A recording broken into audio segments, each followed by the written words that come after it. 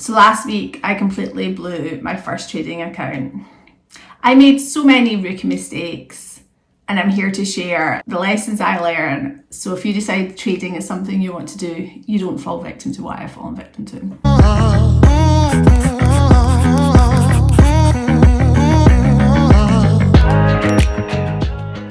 So if you have ever considered day trading as a way to make a bit of extra income, then stay tuned to this video to learn all the lessons I have just learned about how not to blow your trading account.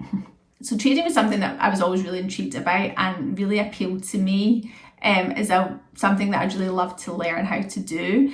But I knew because I worked in traditional finance, it was probably quite controversial as well. And I know that a lot of the investment managers that I worked alongside would be completely horrified if I had told them that I was quitting my job and learning how to day trade.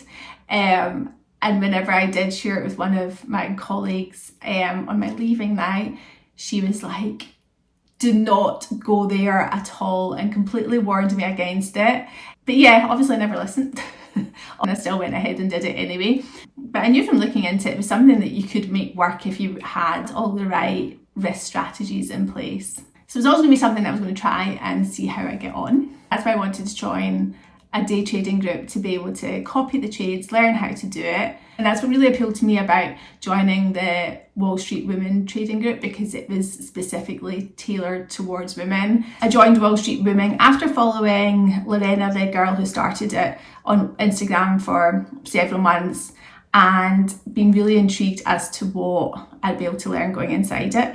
I could see that the group was a bit more holistic from the point of view. You would be learning about actually how to trade, what you should be looking out for, understanding more of the markets, rather than just posting a trade and just copying it. It was the full kind of analysis there, as well as having a mindset coach, other admins as well that are there to support you, and just a group of women as well who are all in that same sort of path and journey, and that really appealed to me. But even though I was part of the group, I just still went headfirst in myself and kind of thought, I'll just muddle my way through this. I set my account up with the Vantage app and deposited £350 in it, and by doing that I got like £175 bonus applied. So to start with, I had about £525. And probably the first lesson that I've learned is I should have practiced with the demo account to really actually see how quickly things can move and change. It is like every millisecond, the markets are moving and moving really, really quickly. And I'd been able to see that and appreciate that if I had started with my demo account, but I didn't. I went straight to the live account and started placing trades straight away. And I think I probably got completely suckered in because I'm inside this Discord group. I'm seeing the trades posted live. I'm seeing other people celebrating their wins. And I just wanted to just jump headfirst and go straight to my live account placing trades, rather than taking a few weeks to fully appreciate how quickly the markets move by using a demo account. So that's one of my first lessons for you. If you're wanting to start trading, be patient, set up a demo account and practice in your demo account first. Even though I think the psychology from going from a demo account to a live account are completely different, because you're probably more likely to take bigger risks in that demo account or than your live account, I still think you could learn so much from starting off in a demo account first. So the second lesson I learned is fully understand the risks that you're taking. It's kind of embarrassing to actually admit that I didn't fully appreciate this, but yeah, I didn't. So the pair that I was placing most of my trades with was Bitcoin and US dollars. My reason behind that is because I've invested in Bitcoin for about 4 years now, and I felt that kind of I understood Bitcoin a lot more than probably most of the other currency pairs, just because I've watched my investments go up and down over the past 4 years. But it's completely different from investing longer term to investing in trading. Because this month October in Bitcoin terms is known as Uptober, is when the next sort of bull run cycle is meant to happen. So the trades that were given within the group, so there's a few buy opportunities, and I placed 2 trades, and yeah, Bitcoin started to go down last week, but I thought, oh, it'll come back again. So I left the trades on, one of them on for about a week, hoping that it was going to go back up again. But then Bitcoin just started to go sort of to tank right down low. So within the group, the girl who was posting the trades decided to close them really early, but having already made some other losses, I was like, oh, I don't really want to close that yet. I'm just going to keep it open because Bitcoin's going to start going up again soon. So that was another mistake that I made. I should have just cut my losses when they were sitting about £20 because Bitcoin started to tank. And another mistake that I made as well was that I started to move my stop losses further and further away from my original trade that I had made, and not fully understanding how much that was going to cost me if I actually got stopped out of that trade, because I was feeling confident it's going to go back up again. And even though I was aware of the volatility of Bitcoin from a longer term investment point of view, I didn't really appreciate about the volatility of Bitcoin from a trading perspective, and how quickly, even though the price can go up and down, how quickly that can just stop you right out of a trade. So I was foolishly moving my stop loss lower and lower and lower without fully appreciating the amount that would cost me and how much money I would actually have in my account to completely cover the cost of that if I was to get stopped out of my trade. Which I did because I actually didn't even have enough money in my account to cover it. So that was another lesson I learned as well, because then when I went to top back up my account, what I was topping it back up with was actually money I still owed to the platform, because I didn't have enough money in my account to cover that as well. So the other lesson there is not continually moving your stop losses down, is to fully understand the risk that you're taking, and that you can't compare day trading to longer term investing. The movement and speed and volatility in the markets is just completely different. So that moves me on to one of my other lessons that I learned as well. And I know it's commonly spoken about within trading that trading is like 20% skill versus 80% mindset, but I probably didn't fully understand what that actually meant in reality. And I can see now in hindsight that psychology part is learning to actually take small losses before they become big losses. So whenever I saw the girl that I was copying the trades from within the group just like cutting her losses short and saying, right, I'm closing this trade now, and for me that was maybe like £20 down at that point, I'm like, no, I'm not going to close the trade now. I'm going to just keep going because it's going to come back and I'm going to earn my money back, and I'm not willing to accept a loss. Why? I don't understand why she's doing that. Now I completely understand why she was doing that, because for me that £20 loss and one trade turned into like over £200, and another trade turned into over £100, and then also whatever else I actually owed to the account to be able to bring it back up to a zero balance.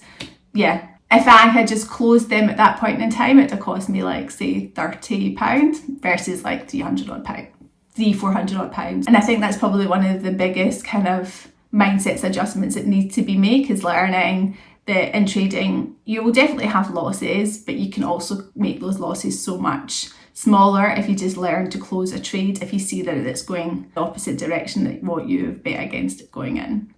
So yeah, learn to deal with small losses before they become big losses. Another lesson that I have learned as well is keeping your risk level in your trade consistent.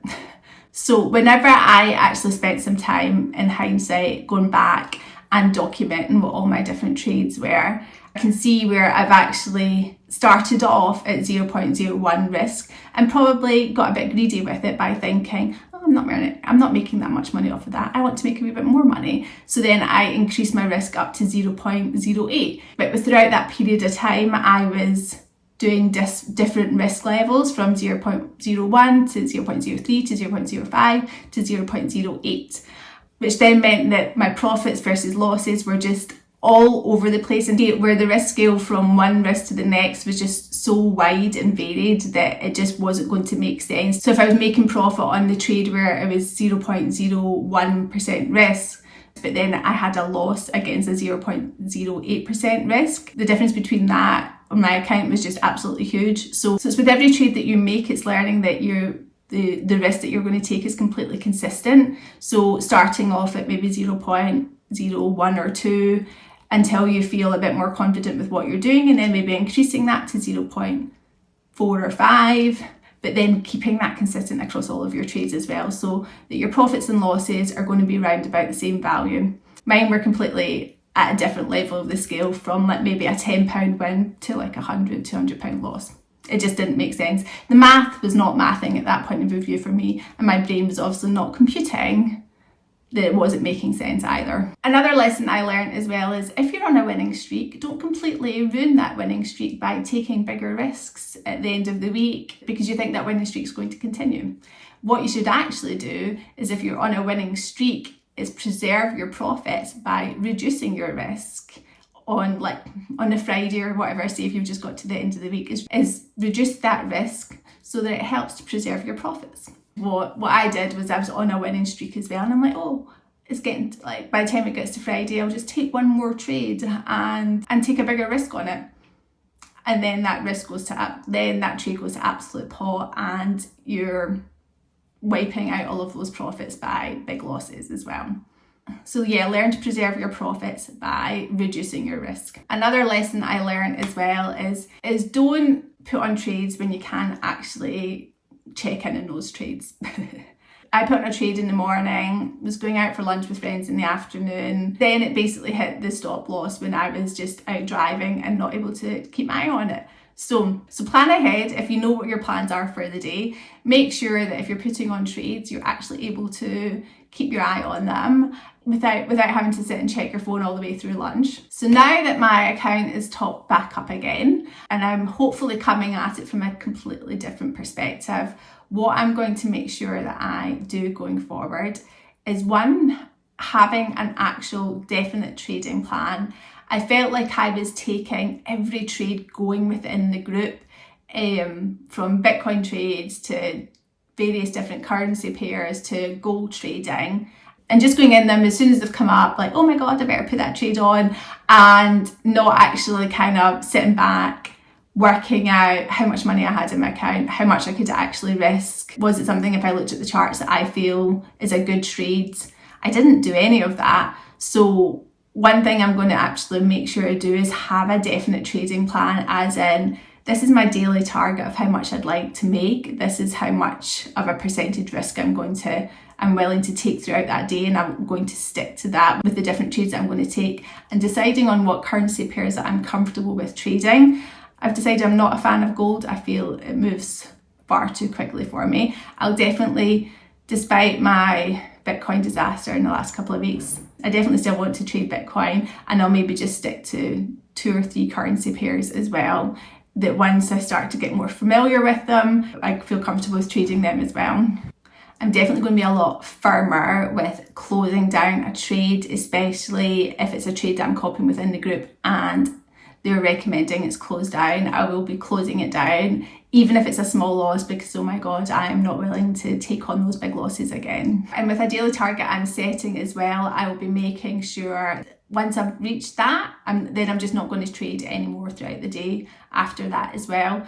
I'll be completely consistent with my risks as well. I will not be doing one trade at 0.01% risk and another one at 0.08%. I'll be making sure they've all got the same risk attached to them. And also just getting comfortable with taking small profits as well, because that small profit can quickly turn into a loss. Once I've reached a profit I'm comfortable with, I don't need to hold out to that take profit that you might have set on the trade. It's actually just been like, right, okay, this is doing well. I've nearly reached my daily profit target. Just take that win and just be happy with it. And also just having a trading plan for your week as well, because if you've set your daily targets and then by like Thursday you feel like you've reached that target as well, then just thinking about Friday, is Friday a non-trading day, or then do I just reduce my risk on the Friday as well, just to make sure that I am not risking the profits that I've maybe made during that week and blowing them all out by the time Friday comes. So going forward, it's mainly just thinking, is preserving your money rather than making lots of money. So on reflection, despite blowing my first trading account, the way I'm looking at it is I'm happy that it happened this early on in my journey, because I've learned so many lessons so quickly, and I know that I'll be a lot more risk averse going forward. It's not put me off trading in any sort of way. Within the group that I'm part of, I see so many women that are able to do this as a career because they have got a really strict risk management strategy in place, and they have a really strict trading plan that they stick to as well. And they're so much calmer about the way that they approach it. So I know it's completely possible to do that as well. And a lot of them have passed their challenges and have funded accounts as well, which is something that I am planning on working my way towards by the end of the year. I'd love to have at least one 100k funded account by the end of the year. So please subscribe and follow along my journey. I definitely plan to share a lot more videos about how I'm getting on. And yeah, you can celebrate with me whenever I pass my 100k challenge and get a funded account.